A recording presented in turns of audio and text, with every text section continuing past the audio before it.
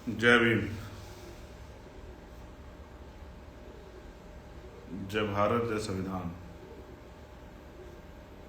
जय मंडल, जय जोहार।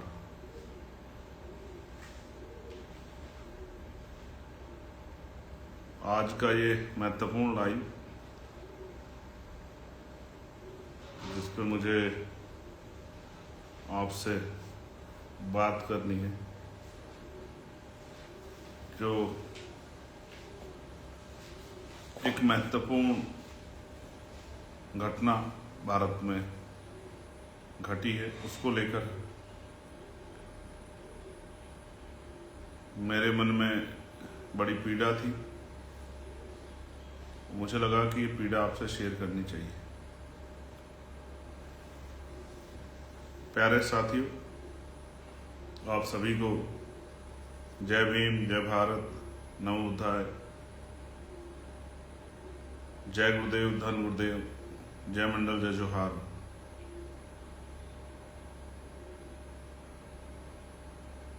मैं सभी संतों, गुरुओं और महान पुरुषों को नमन करता हूँ, जिन महान पुरुषों ने अपने जीवन का एक बहुत महत्वपूर्ण योगदान, एक समय और अपना पूरा संघर्ष हम लोगों के लिए किया है।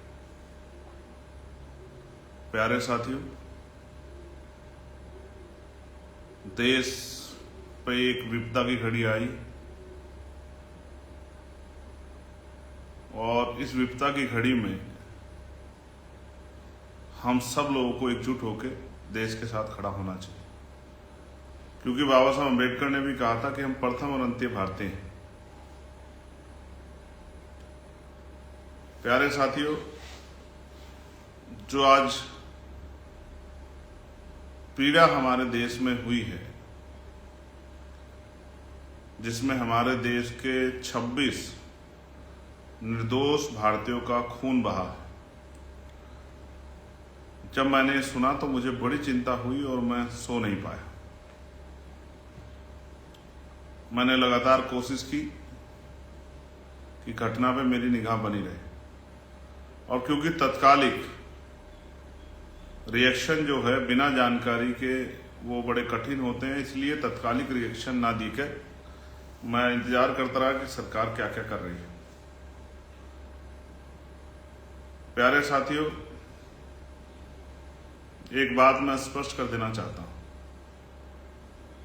कि हमारे 26 निर्दोष नागरिकों पर जो हमला हुआ है, उनकी जो शहादत हुई, इस विषय को किसी भी तरह स्वीकार नहीं किया जा सकता है।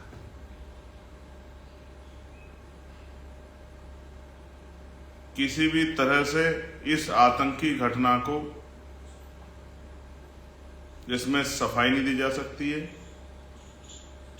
इसमें किसी के आरोप प्रत्यारोप को कम नहीं किया जा सकता है। और मैं यह स्पष्ट करता हूं,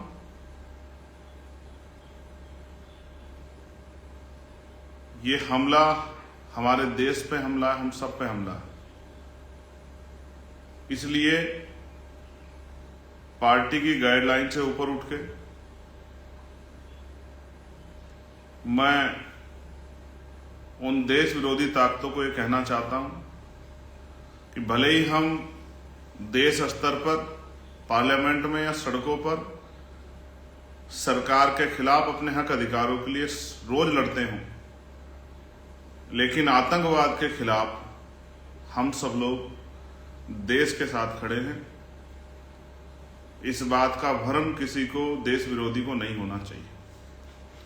हो सकता है उनकी कुछ सहयोगी ताकतें, शक्तियां, साथी यहां हों, लेकिन आजाद समाज पार्टी, भीम आर्मी पूर्ण रूप से देश के साथ खड़ी है, देश के नागरिकों के साथ खड़ी है, देश की गरिमा के साथ खड़ी है, देश के सम्मान के साथ खड़ी है। इसलिए हमारे अपने अधिकारों की लड़ाई एक तरफ है और देश के सम्मान और देश के नागरिकों की रक्षा की लड़ाई एक तरफ है। इसलिए मैं देश विरोधी सभी ताकतों को बताना चाहता हूं, जिनको ये भ्रम हो कि हम आपस में रोज लड़ते रहते हैं अपने हक अधिकारों के लिए, लेकिन जब अपने देश की बात आएगी तो हम लोग खून भी जो है देने से पीछे नहीं हटेंगे।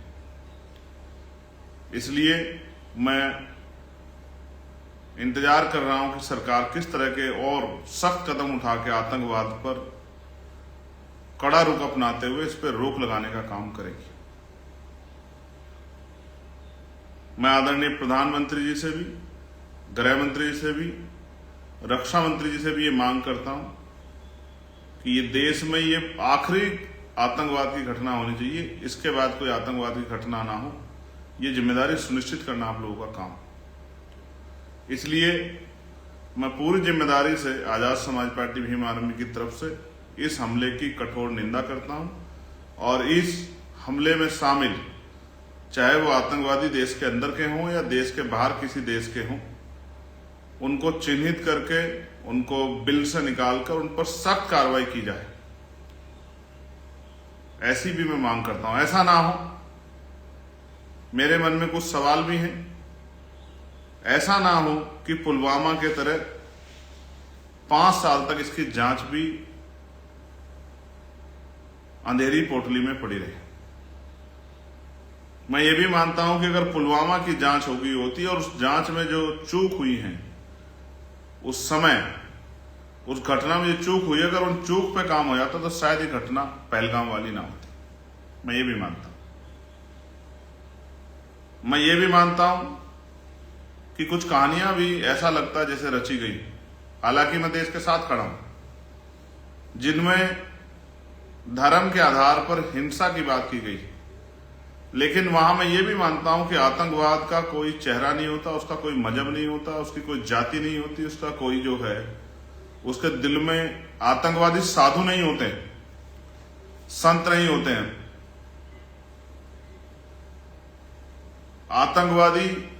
आतंकवादी होते हैं तो महिला और बच्चों को हमला ना करके,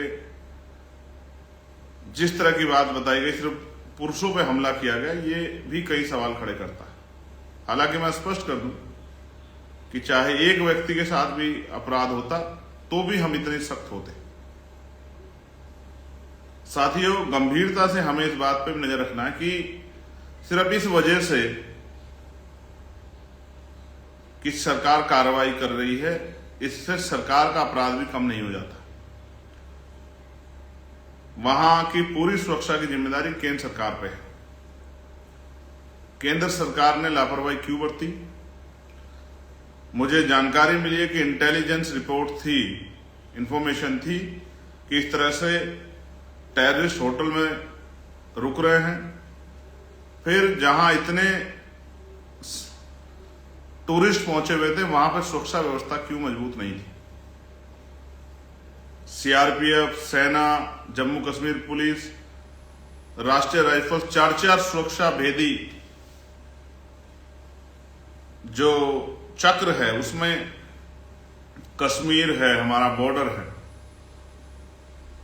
फिर अचानक ऐसा क्या हुआ कि सारे सुरक्षा चक्र को भेजते हुए आतंकवादी पहलगाम तक चले आए।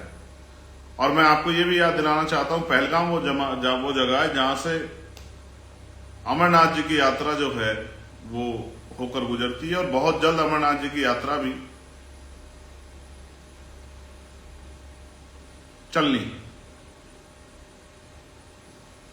तो मैं प्रधानमंत्री जी से यह भी मांग करता हूं कि आप लापरवाही ना करें। अमरनाथ यात्रा में किसी तरह की त्रासदी ना हो, किसी तरह की घटना ना हो जाए, लोगों के, श्रद्धालुओं के साथ कोई हमला ना हो, हिंसा ना हो। इसलिए बड़ी जिम्मेदारी से सख्त कदम उठाने की और आतंकवाद को चोट देने का समय अब है, उस पर आपको काम करना चाहिए। हालांकि प्यारे साथियों, मैं तो ये मानता था कि जब 370 हटाई गई, जब नोटबंदी की गई, जब यूनाइटेड टेरिटरी बनाई गई, तो ये कहा गया कि मिशन ऑल आउट चल रहा है, अब आतंकवाद वहां जड़ से खत्म हो गया, आतंकवादी भाग गए हैं। नोटबंदी से केंद्र सरकार ने आतंकवाद की कमर तोड़ दी थी। फिर ये अचानक से कहां से आतंकवादी आ गए जिन्होंने हमारी कमर तोड़ दी, हमारे लोगों को खून के आंसू रुला दिया। मैं इन परिवारों के बारे में सोचता हूं जिन परिवारों ने अपने घर के लोग खोए हैं, किसी ने अपना बेटा खोया, किसी ने अपना पति खोया, किसी ने अपना भाई खोया। मैं उनके बारे में, किसी ने अपना पिता खोया, मैं उनके बारे में सोचता हूं, उनके दर्द के बारे में सोचता हूं तो बड़ी चिंता होती है। लेकिन मैं मानता हूं कि अगर सुरक्षा में चूक नहीं होती तो शायद आज वो हमारे बीच जिंदा होते। इसलिए मैं केंद्र सरकार से मांग करता हूं कम से कम 1 करोड़ रुपए का मुआवजा प्रति परिवारों को दिया जाए और उनके मन को शांति के लिए अपराधियों पे, आतंकवादियों पे सख्त कार्रवाई की जाए।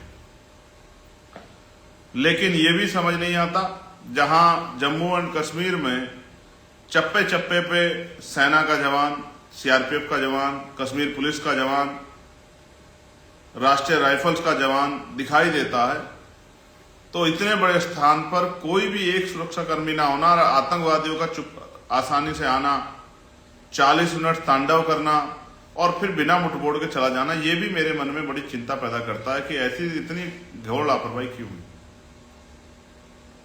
फिर मीडिया का जिस तरह से धर्म आधारित प्रोपगंडा चलाना और उस प्रोपगंडे की आड़ में देश में हिंसा का माहौल, गृह युद्ध जैसा माहौल बनना, कश्मीरी बच्चों को, चाहे वो पंजाब में रह रहे हो, चाहे वो हरियाणा में रह रहे हो या उत्तराखंड में रह रहे हो, दिल्ली में रह रहे हो, उन पर हमला करना। ये आज जरूरत ये थी कि देश को एकजुट होकर, जब देखिए महसूस कीजिए, जब किसी घर पे प्रहार होता है तो घर के लोग आपस में नहीं लड़ते, तो देश को एकजुट होकर आतंकवाद के खिलाफ लड़ना था। लेकिन देश तो अपने देश के अंदर लड़ रहा है। कहीं मुसलमान को जो है फेरी वाले मुसलमानों को पीट दिया, आगरा में गोली चला दी, 26 का बदला 26 सोचे रहे। अपने देश के लोगों से क्यों लेना चाहते हो? आतंकवादियों से जाकर लोहा लो जिसको लेना है, सेना में भर्ती हो जाओ, सेना में भर्ती होकर लोहा लो। तो ये भी समझना है कि आज देश को एकजुट होकर आतंकवाद के खिलाफ लड़ना है, ना कि देश के लोगों के खिलाफ लड़ना है। अगर मुसलमान इतने बुरे हैं तो सबसे पहले भारतीय जनता पार्टी अपनी पार्टी से मुसलमानों को निकाले, अपने मुसलमान लीडरशिप को। अगर वो इतने बुरे हैं, जिनको राज्यसभा में भेजा है, जिनको आरएसएस ने जो अपना मोर्चा बनाया, राष्ट्रीय मुस्लिम मोर्चा, पहले उसको खत्म करें, तब तो माना जाए कि भाजपा जो है मुसलमानों से नाराज है, मुसलमानों के ऊपर जो है हमला कर रही है।